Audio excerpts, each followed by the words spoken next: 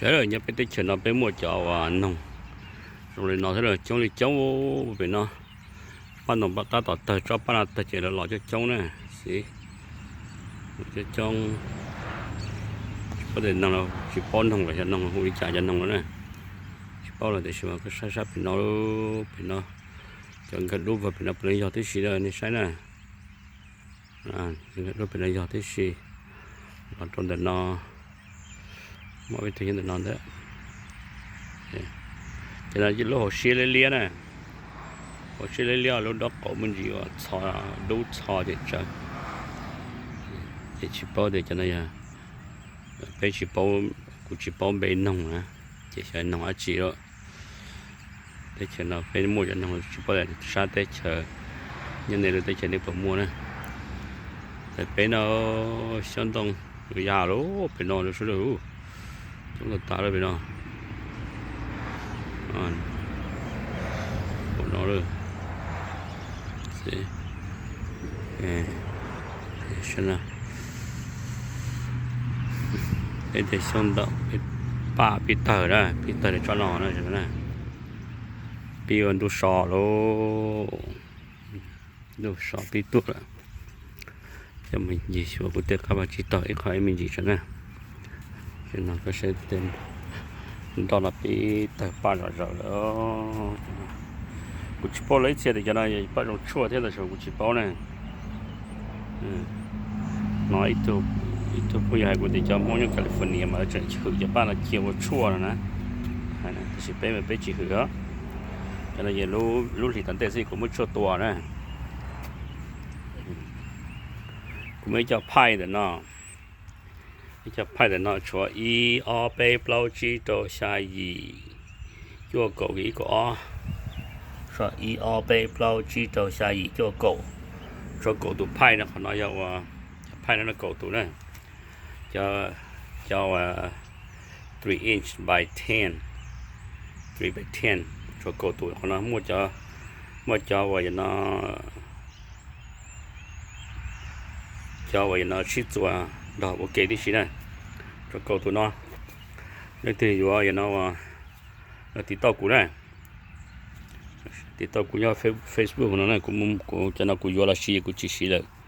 cũng mua nên thìต้องการอยู่นะฮูกูmua ha cái cũng sẽ đấy bắt đầu rồi đó nó bắt đầu rồi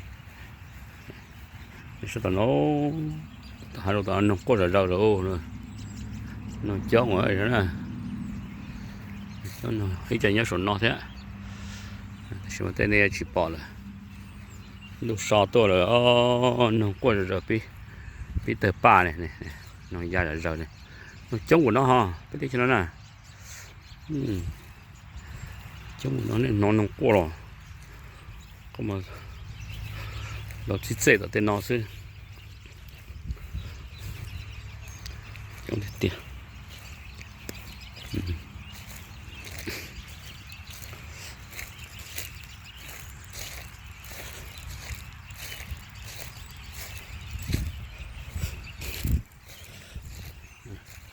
cho tôi ta để chỉ chọn đồng thu là chỉ tôi đấy á thì trên tôi sò rồi bị sò luôn rồi tao nông chống được tiền tao nó nông quá rồi tao nó xưa nông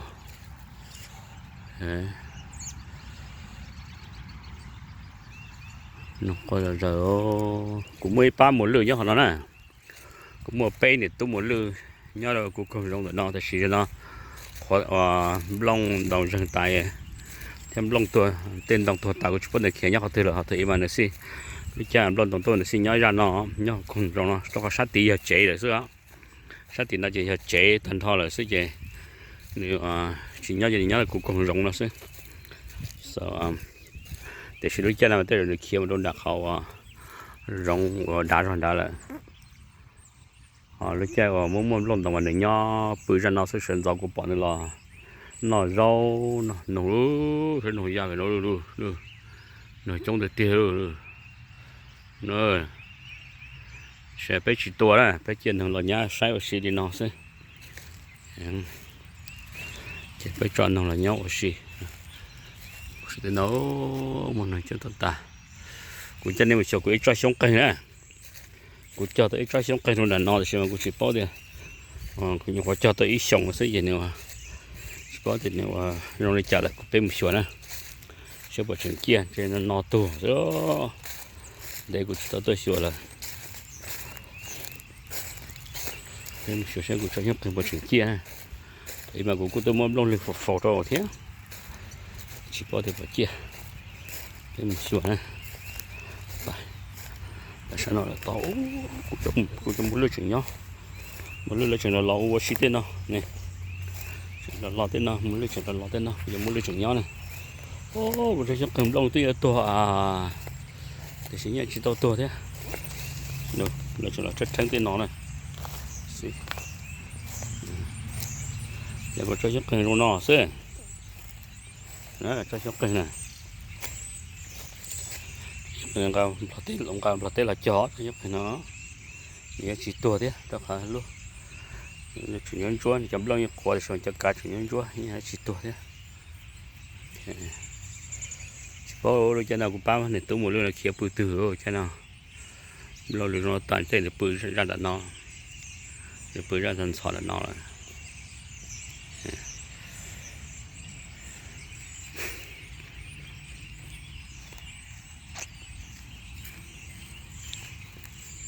cụ giờ tới nhiều khó rộng lên nó cho nàn nông vào nhậu xì để tao sai mua nà mua nà này lấy chai vào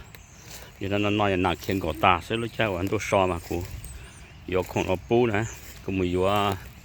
pin nà lo giờ bó cửa lo giờ cho bề dân nà cánh tôi nó sơn gió mà nà tôi nó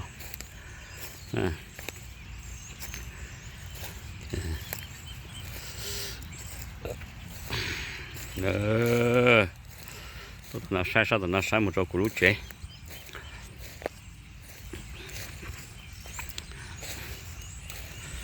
lũ trẻ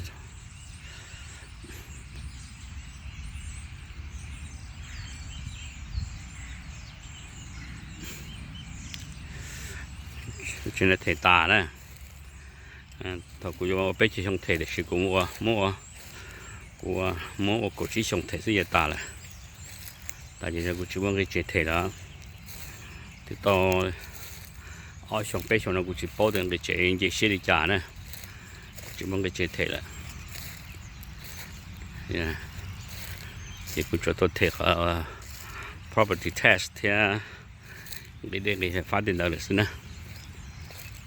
ok giờ lên nó sẽ lô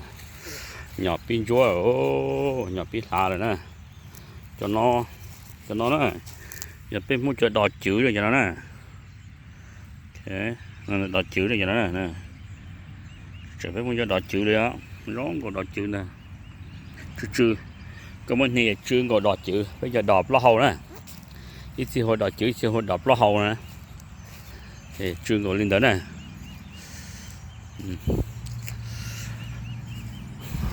Peter Pan luôn, đồng Peter Pan này nè, là biểu anh tôi so, đồng biểu ở chợ, chọn lông rõ ràng luôn, ok, lên nó, xưa bé mà, xin gì đùa nữa.